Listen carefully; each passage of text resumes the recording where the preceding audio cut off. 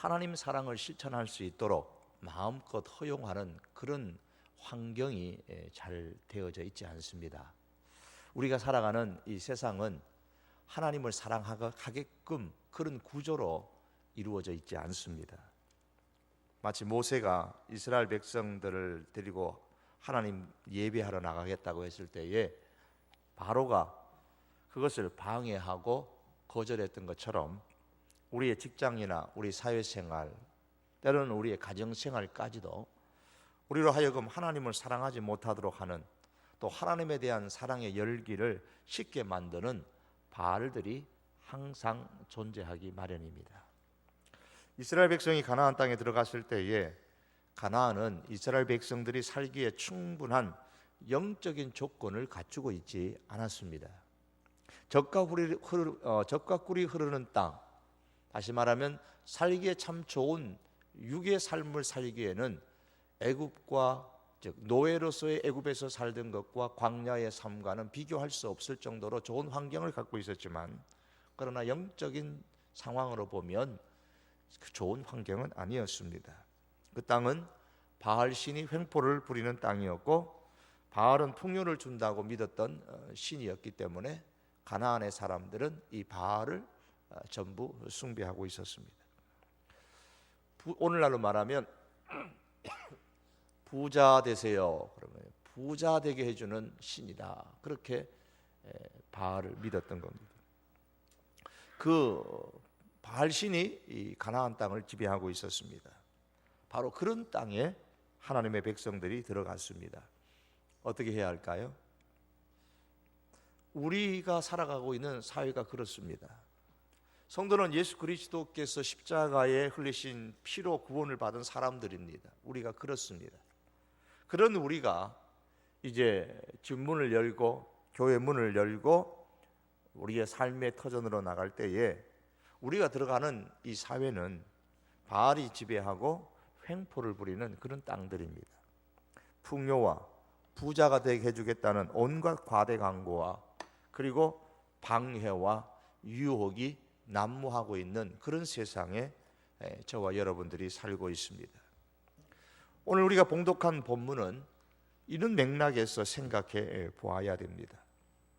우리는 지금까지 에베소 1장에서 3장까지 교리적인 부분을 생각을 했습니다. 또한 4장과 5장과 6장에서 바울은 구원받은 하나님의 자녀의 실천적인 모습, 다시 말하면 교회 생활과 가정 생활과 그리고 사회 생활에 대해서 말씀했습니다. 교회의 하나됨을 지키는 것, 우리가 경험한 바와 같이 그리 쉬운 일이 아닙니다. 많은 장애물이 있습니다. 하나 되기에는 껄끄러운 사람, 까칠한 사람, 싫은 사람, 왠지 싫어요. 섭섭하게 하는 일들이 있습니다. 근본에 우리 공동회를 통해서 우리 피택되신 분들은 그 나름대로 또한 사명감을 갖겠지만, 또 피택되지 못하신 분들이 개중에는 또 어떻게 섭섭한 마음이 계실 분들이 있을 수 있을 겁니다. 때로는 마음을 아프게 하는 일들이 있습니다. 많은 요소들이 우리를 하나 되기 싫도록 그렇게 교회 안에서도 만드는 조건들이 이런저런 일들이 생겨납니다. 또한 사회생활은 어떻습니까? 하나님의 사랑받은 자녀답게 살라고 했지만 그리 쉽지 않습니다. 빛의 자녀같이 사는 것, 지혜 있는 자같이 사는 것, 그리스도를 경외하면서 피차 복종하는 삶을 사는 것이 쉬운 일은 아닙니다. 또한 부부관계에 관해서 부모와 자녀 간의 관계에 대해서, 그리고 종과 부하와 상정과의 관계에 대해서 말씀을 듣고 나서 그래 이제 내가 그렇게 한번 살아보리라 단단히 결심을 하고 나의 믿음과 인내와 인격을 총동원해서 실천해 보지만 어떻습니까? 잘 안 되더라는 겁니다. 심지어 무슨 수련회나 부흥회나 기도원을 다녀와서 은혜 받고 이제는 아내를 대하는 태도가 달라지리라, 남편을 대하는 자녀를 대하는 태도가 달라지리라, 부모님을 대하는 태도가 이제는 이전과는 달라지리라, 그리스도인답게 내가 직장 생활을 해보리라, 그렇게 한번 내가 사업을 해보겠다 결심하고 또 할 수 있다는 자신감을 가지고 실천을 하지만은 며칠은 그런 대로 혹은 몇 달은 그런 대로 실천했다고 생각을 하는데 다시 원점으로 돌아가는 경향이 종종 있습니다. 교회 안에서 하나됨을 지키는 것, 남편과 아내의 사랑과 복종의 관계, 자녀와 부모와의 순종의 관계, 직장에서 상사와 나와 혹은 아랫사람과 나와의 관계, 나의 인격과 나의 노력만으로 안 되더라는 겁니다. 무엇이 문제입니까? 그렇게 내가 못난 사람이라서 그렇습니까? 바울은 이 문제를 에베소서 마지막 부분에서 이제 언급을 하고 있습니다.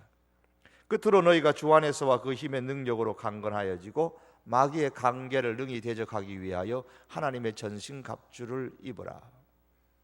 이 말씀은 그러니까 이 말씀 요것만 딱 집어서 얘기하시면 안 됩니다. 이해하면 안 돼요. 지금까지 말씀드렸던 이 모든 내용들하고 같이 연결시켜서 이해하셔야 됩니다. 성도들끼리 서로 불화하게 만드는 것, 그리고 남편과 아내, 부모와 자녀, 종과 상전의 관계를 불화하게 하는 마귀의 관계, 속임수가 있기 때문이다.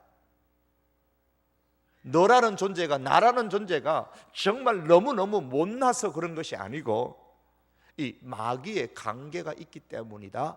성경은 그렇게 말씀합니다. 이 사실을 우리가 먼저 인정을 해야 합니다. 마귀와의 싸움에서 이겨야 됩니다.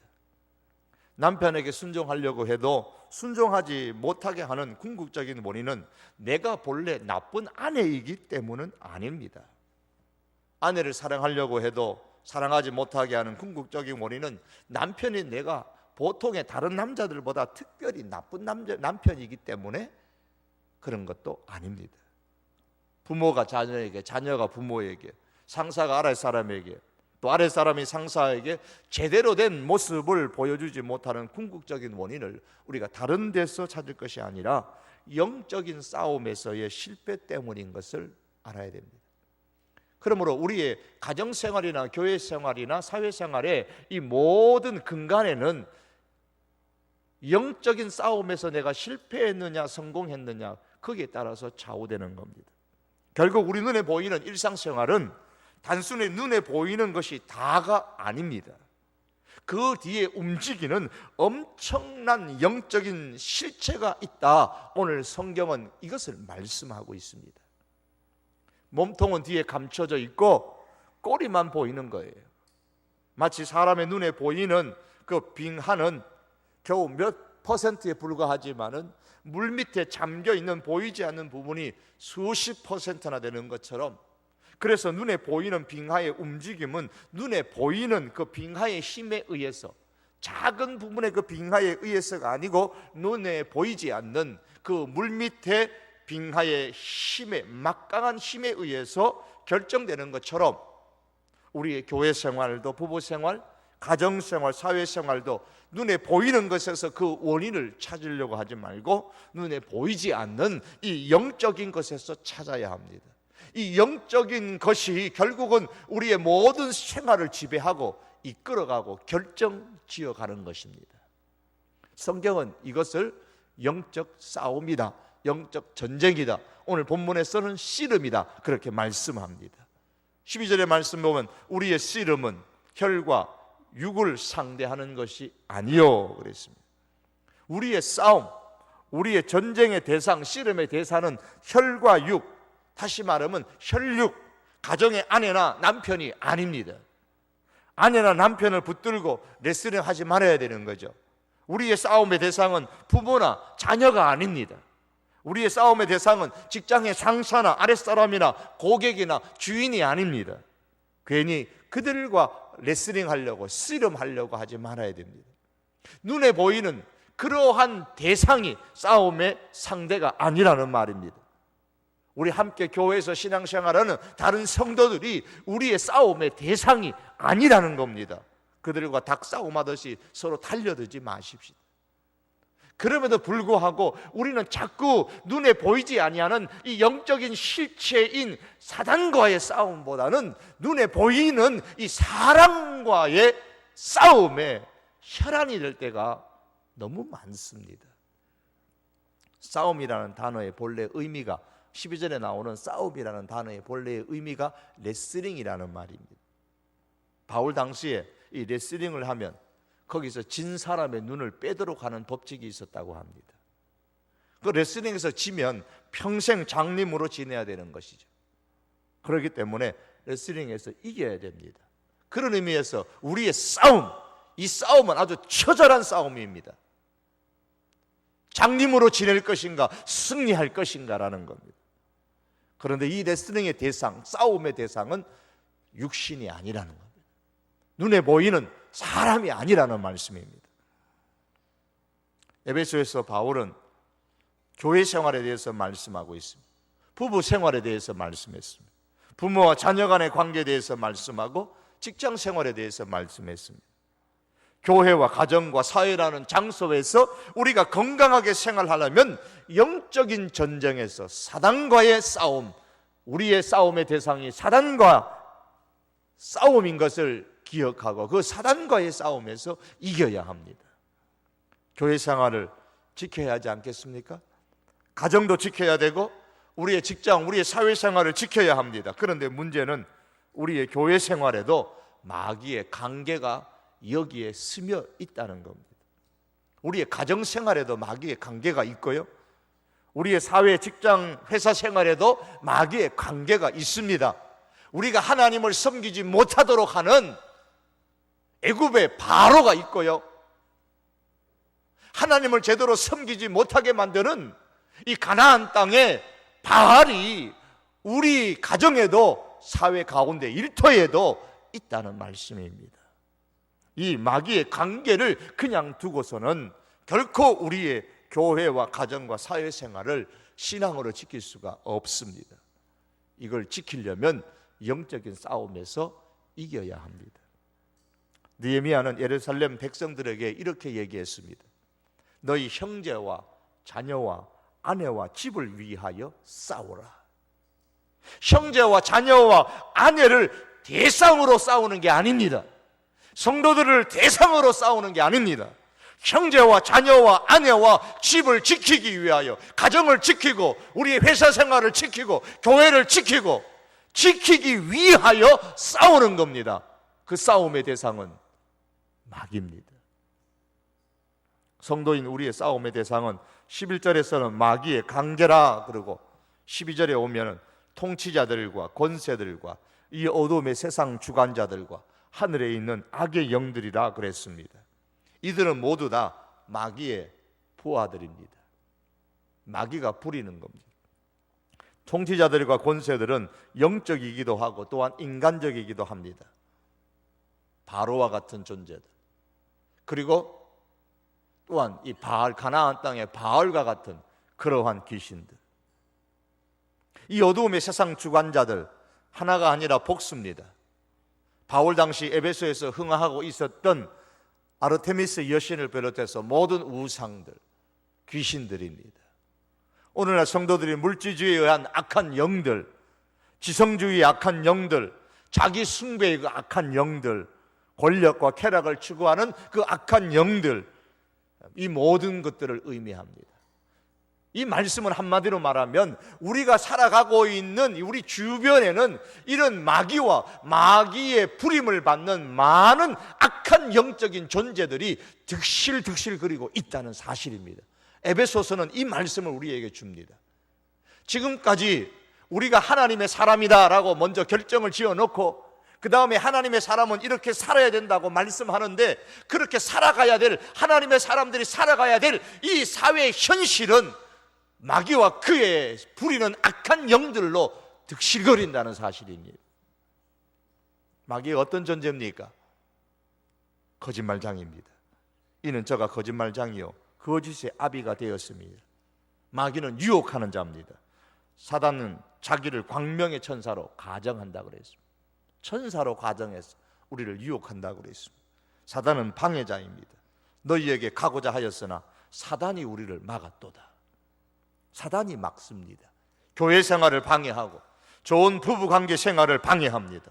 부모와 자녀와의 관계를 방해하고 신앙으로 직장 생활을 하지 못하도록 잘 하려고 하는 것을 방해합니다.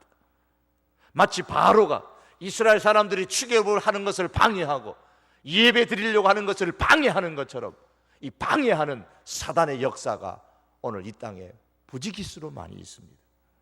심지어 교회 안에서 하나님의 일을 진행하는 것을 사단이 틈타서 방해합니다.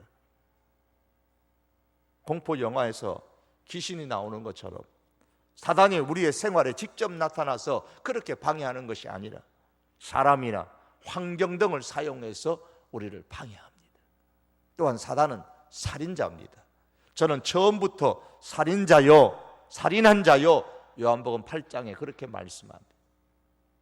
방해하고 유혹하고 광명한 천사로 접근해서 우리를 유혹하고 거짓말하고 그래서 우리의 영을 죽이게 만들고 심지어는 우리의 육을 죽이게 만듭니다. 죽고 싶다는 생각이 내 마음에 깊이 스며들어온다면 사단이 내게 들어와서 내 위에서 왕노릇하려고 한다는 사실을 알아야 됩니다. 위대한 하나님의 사람이었던 엘리야도 한순간에 죽고 싶다는 생각이 들었습니다. 이것은 엘리야라고 해서 사단이 그냥 포기하지 않는다는 것을 보여줍니다. 성도는 하나님께서 내 생명과 사역을 마치게 하셨다는 확신이 들 때까지 반드시 살 각오를 해야 됩니다. 오늘 본문은 누가 마귀의 관계를 대적해야 한다고 했습니까? 이렇게 살인자요, 방해자요, 신앙의 방해자요, 거짓말장이요, 광명의 청사로 오는 유혹자요, 이러한 마귀의 관계를 대적을 해야 되는데 누가 대적해야 됩니까? 10절에 보시면은 너희가 그랬습니다. 너희라 그랬습니다. 누굽니까? 누구의 전쟁이라 그랬습니까? 누구의 씨름입니까? 12절에 보시면 우리의 씨름이라 그랬습니다. 에베소의 모든 성도들의 씨름이라는 말입니다.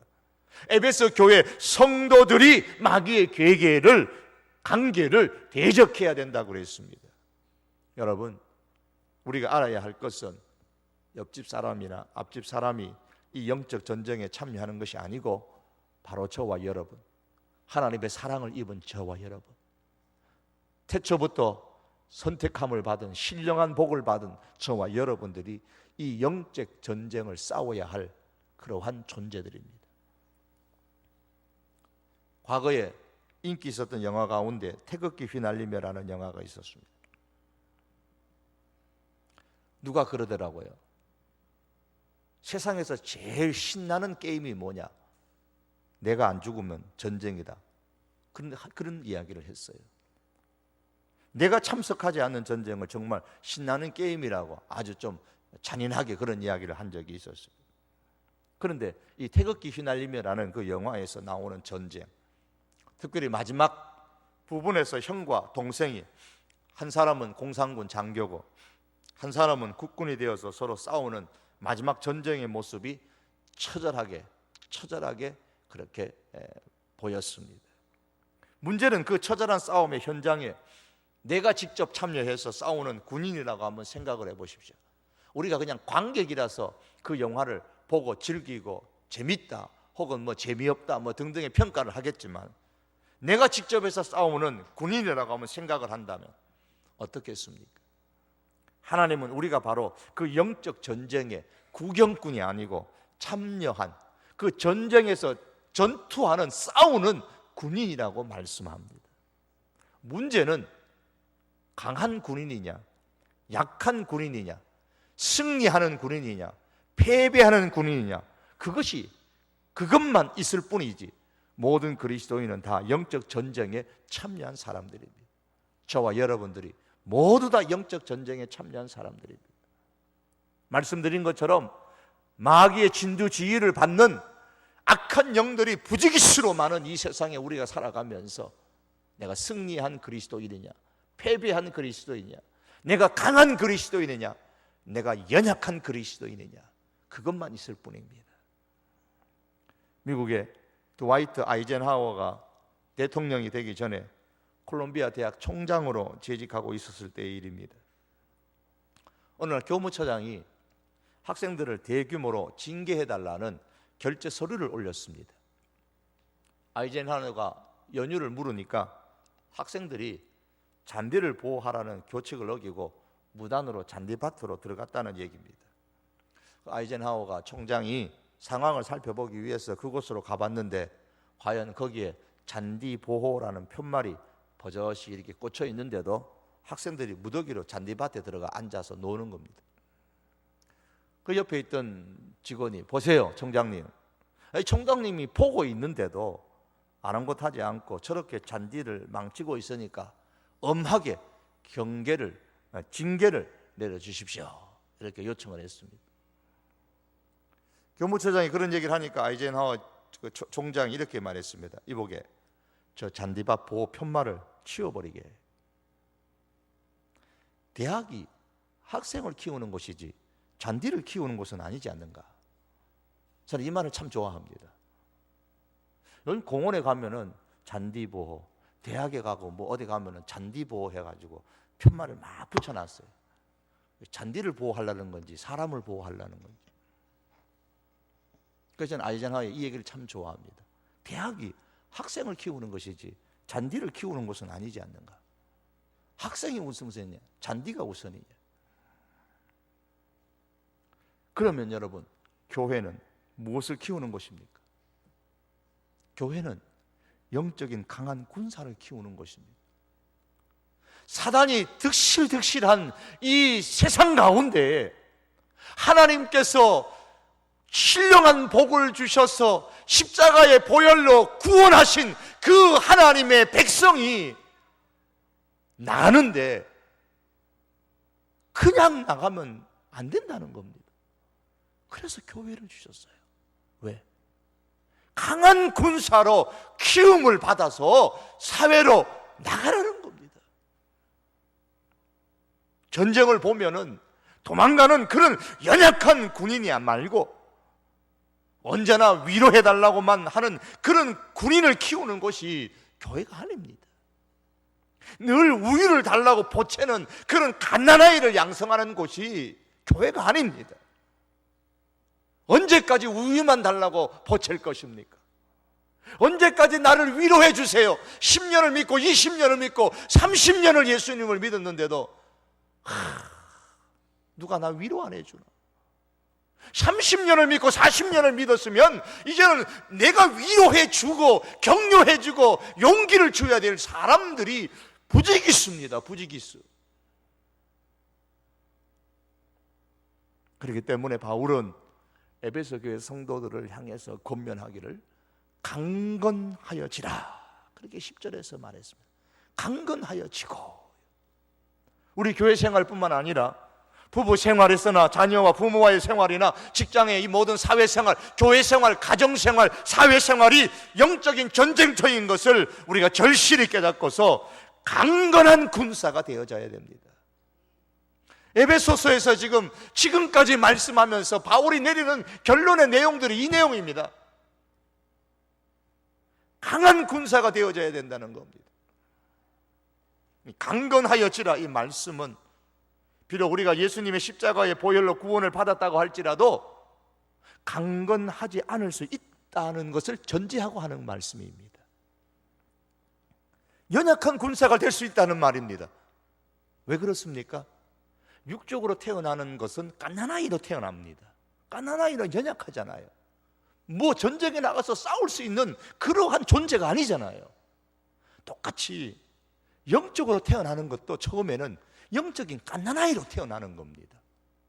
사단과의 싸움에서 싸울 수 있는 그런 강한 사람이 존재가 되지를 못합니다. 여러분, 언제까지 상처 입은 폐자병처럼 주님, 내가 상처를 입었습니다. 주님, 내가 너무 힘이 없습니다. 주님, 내가 패배했습니다. 불쌍히 여기셔서 나를 위로하소서. 언제까지 우리가 이런 신앙생활만 연속해야만 하겠습니까? 물론 삶의 순간순간 이런 모습이 있을 수 있습니다. 그러나 항상 이런 모습으로 하나님께 나온다면 사실 문제가 심각한 겁니다. 하나님께서 우리에게 원하시는 수준은 강한 군사입니다. 강한 군사. 마귀의 계계를 두려워하지 않고, 마귀의 관계, 마귀의 속임수를 두려워하지 않고 능히 대적할 수 있는, 싸울 수 있는, 씨름할 수 있는 강한 군사가 되기를 바랍니다. 하나님께서 원하시는 수준이에요. 어떤 직분을 가졌든지 안 가졌든지 그거는 2차적인 문제예요. 나는 장로님이 아니니까, 나는 그냥 그냥 직분도 없는 사람이니까 마귀의 대적에서 당연히 저도 괜찮지. 아닙니다. 장군만 전쟁에서 이겨야 되는 거 아닙니다. 이등병도 전장에 나가면 이겨야 되는 겁니다. 강한 군사로 부르신 분은 바로 우리를 구원하신 하나님이십니다. 그리고 우리의 대장은 이미 영적인 전쟁에서 승리를 경험하신 예수 그리스도이십니다. 1940년 6월에 프랑스가 함락되고 영국만이 독일에 대항하는 풍전등화의 그 상황에서 미국 대통령 루즈벨트가 이 전쟁에 참여해야 될 것인가 말 것인가를 고민하고 있었습니다. 그런 영국 수상 처칠의 그 의회 연설을 듣기 위해서 라디오를 켰습니다. 이때 처칠이 행한 그 연설이 이런 내용입니다. 우리는 어떤 대가를 치르더라도 조국을 지킬 것입니다. 우리는 해안에서 적들과 싸울 것입니다. 상륙지에서도 싸울 것이며 들판에서도 싸울 것입니다. 거리에서도 그리고 언덕에서도 싸울 것입니다. 그리고 우리는 결코 굴복하지 않을 것입니다. 이런 내용의 연설을 자국민을 향해서 했습니다. 이 감동적인 연설이 시대에 빠져있던 영국 국민들에게 용기를 주었고, 또한 라디오를 통해서 이 처칠의 연설을 듣고 있던 루스벨트 미국 대통령의 마음을 움직여서 미국도 이 전쟁에 참전을 결정을 했습니다. 성도 여러분, 하나님은 우리 성도들이 강한 군사가 되어져서 어떤 대가를 치르더라도 마귀를 대적하여 싸우라고 말씀하십니다. 어떤 대가를 치르더라도 교회 생활에서 마귀와 영적 전쟁을 해야 합니다. 어떤 대가를 치르더라도 부부 생활에서 마귀와 전쟁에서 싸워야 되고 이겨야 되고, 어떤 대가를 치르더라도 부모와 자녀의 관계에서, 가정생활에서, 사회생활에서, 직장생활에서, 우리가 살아가는 삶의 터전에서 어떤 대가를 치르더라도 이 마귀와의 영적 전쟁을 해야 합니다. 그리고 결코 굴복하지 말아야 합니다. 우리의 대장 대신 예수님께서 승리하셨는데, 우리를 부르신 이가 하나님이신데 우리가 굴복한다는 게 있을 수 없는 일입니다. 우리가 다시 깊이 생각해야 할 것은, 우리가 마귀에게 투항하여서 마귀의 지배하에 우리의 삶을 둘 것인지, 아니면 마귀를 대적하여 싸워 예수 그리스도의 승리의 십자가에 깃발을 꽂을 것인지, 이제 우리가 결단해야 될 문제입니다. 그럼 어떻게 해야 강한 군사가 되어서 승리의 깃발을 꽂을 수 있을까요? 오늘 10절에 제가 강건하라라는 말씀, 강건하라 이렇게 말씀하지 않았죠. 강건하여 지라 그랬어요. 강건하여 지고, 강건하고, 그러니까 강건하여 지고. 강건하여 지고라는 말은 수동태입니다. 즉 강건하게 되는 것이 내 속에 있는 그 무엇으로 이루어지는 것이 아니고, 내 밖에서 무엇인가가 나를 그렇게 만든다는 겁니다. 내게 공급됨으로써 그렇게 이루어지는 것을 말씀하는 겁니다. 강건하여지는 힘을 내 안에서 내가 만드는 것이 아니라 내 바깥에서 내게 들어오는 힘으로 말미암아 강건해지는 것입니다. 어떻게 해야 강건해질 수 있을까요? 오늘 10절은 말씀합니다. 주 안에서와 그 힘의 능력으로 강건하여지고, 주님 안에서, 그 주님 안에 있는 그 힘의 능력으로 강건하여진다 그랬습니다. 강한 군사가 되는 비결입니다. 예수 그리스도의 힘, 예수 그리스도의 능력으로 우리가 강건해질 수가 있습니다. 그분은 이미 사단과의 싸움에서 십자가에서 승리하신 분이십니다. 그분이 우리에게 공급해 주시는 힘으로 우리가 강건해지는 겁니다. 복음 찬양 가운데 보면 예수의 이름으로 나는 일어서리라, 주가 주신 능력으로 나는 일어서리라, 원수가 날 향해 와도 쓰러지지 않으리, 주가 주신 능력으로, 주가 주신 능력으로, 주가 주신 능력으로 일어서리, 이런 가사가 있습니다. 주가 주신 능력으로 교회에서, 가정에서, 직장에서 자녀 혹은 부모와의 관계에서 일어서는 그런 하나님의 강한 군사가 될 수 있기를 축복합니다. 하나님의 은혜로 구원받은 사람들에게는 많은 혜택이 있습니다. 그 중에 하나는 사단이 자기 마음대로 우리에게 접근하지 못한다는 겁니다. 이 사회 안에, 우리가 살아가는 이 세상 안에 사단을 중심으로 하는 그러한 악한 영들이 우글우글하게 많지만, 우리가 일단 하나님의 자녀가 된 이상은 사단과 악한 영이 우리를 마음대로 못해요. 사단이 아무리 이 땅에서 횡포를 부릴지라도 하나님께서는 하나님의 자녀들에게는 하나의 안전장치를 해 주셨습니다. 그게 놀라운 겁니다. 이것이 믿는 사람과 믿지 않는 사람이 아주 결정적인 차이입니다. 그것은 사람이 허락하지 않는 한 결코 사단은 그리스도인을 점령할 수 없게 하는 장치입니다. 요즘에 컴퓨터를 다 키면은요, 뭔가 이렇게 컴퓨터가 문자가 이렇게 와요. 지금 우리 어디 뭐 사이트에서 당신 컴퓨터로 접근하려고 하는데 어떻게 할까요? 차단할까요? 허락할까요? 물어봅니다. 컴퓨터가 화면에 떠요. 그러면 제가 차단 그러면은 아무리 외부에서 내 컴퓨터로 사이트를 접근해 오려고 그래도 못 들어옵니다. 차단을 딱 시켜버립니다. 사단은 그리스도인을 점령할 수 없게 하는 그런 장치를 하나님께서 만들어 주셨어요. 믿는 우리 그리스도인들에게는 내가 허락하지 않는 한 결코 사단은 나를 점령할 수 없게 하는 그런 장치를 하나님이 우리에게 주신 거예요. 그게 뭡니까? 그게 십자가의 은혜입니다. 최초의 아담과 하와 한번 보세요. 최초의 아담과 하와가 범죄하기 이전의 아담과 하와죠.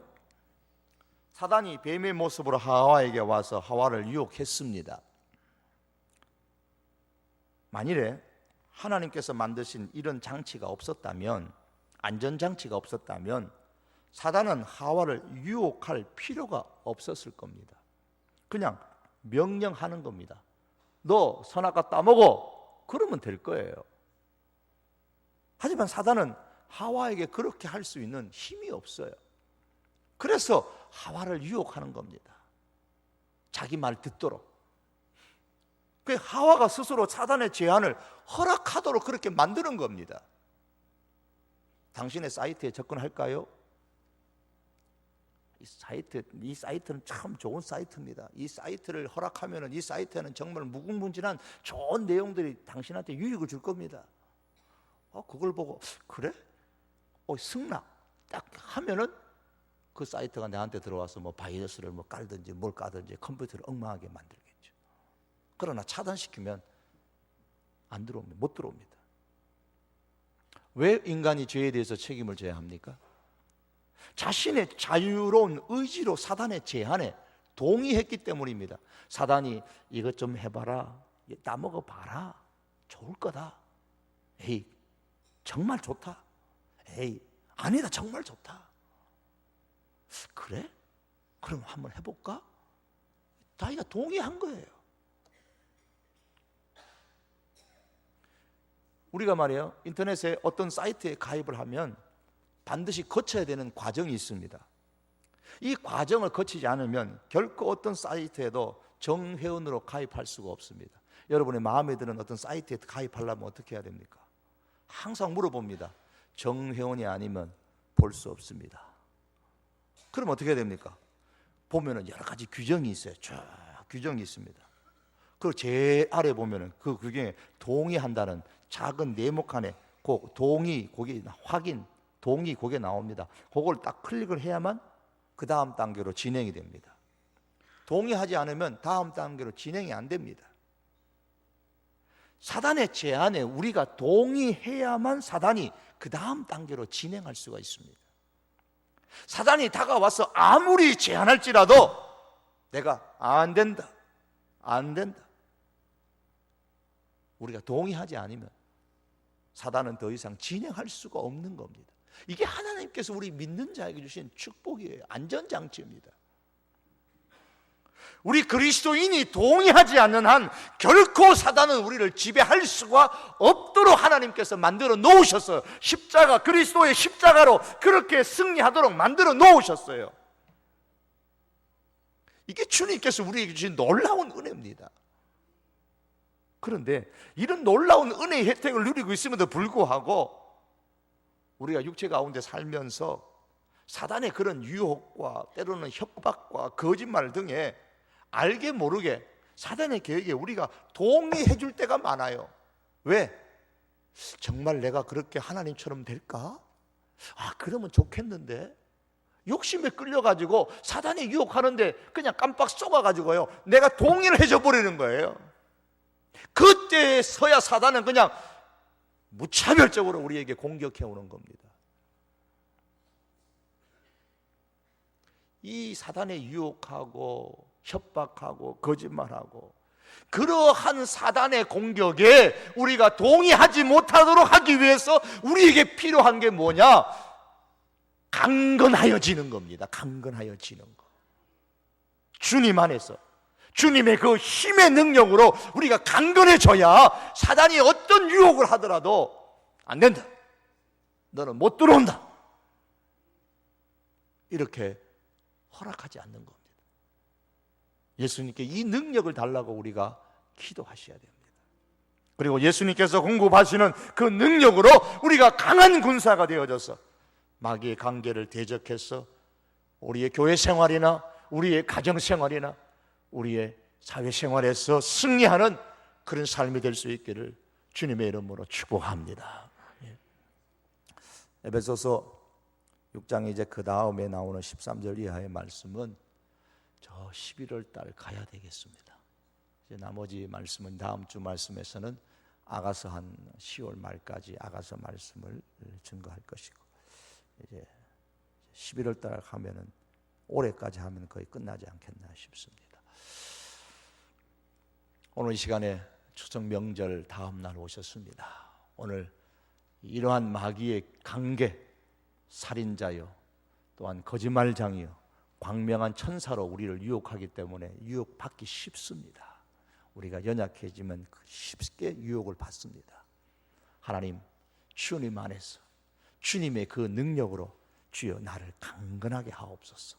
그래서 교회 생활도 우리의 직장 생활, 일터의 생활, 우리 가정 생활 속에서 주님, 사단의 어떤 유혹에도 우리가 동의하지 아니하고 주께서 승리하신 것처럼 승리하게 주옵소서.